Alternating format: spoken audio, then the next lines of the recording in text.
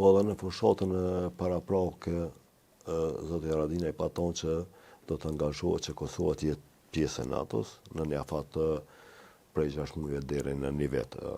Kalimi ose antarësimi i Kosovës si pjesë e NATO-s nënkupton siguria kufive, do të thotë nuk është më pjesë, nuk është barë më vetëm e Kosovës siguria kufive, por do të jetë e krejt NATO-s.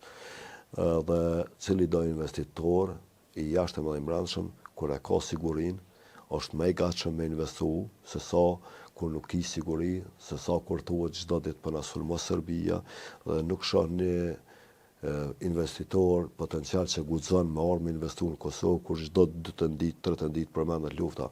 Sigurisht unë besoj edhe u tha edhe në këto rastet në tribunalin e Hagës për meshve që ishin në figura eminente të pushtetëve, Clark, Gjemishia, që e thanë kush ka qenë dhe kush është zoti Haradinaj.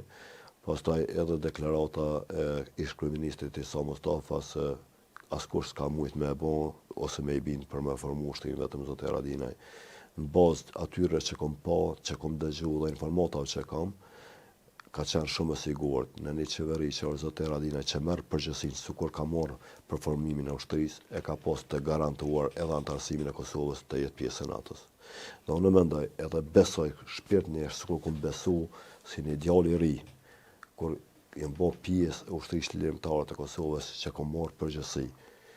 Atëherë kom besu shumë, edhe tash besoj që brenda 1 viti Kosova do të jetë pjesë e NATO-s. Kom pa ministra, kryeministra që kanë thonë qysh mundet edhe analista me bo pjesë të NATO-s.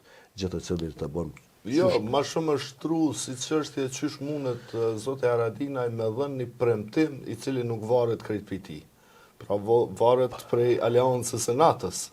Fiks e kom kuptu. Edhe kur dikur o formuar që këja, plot njerëz kanë thonë këtë pyetje. Por edhe për formimin e ushtrisë, ka pas pjesë të NATO-s shtete që nuk e kanë njoftë as pavarësinë e Kosovës.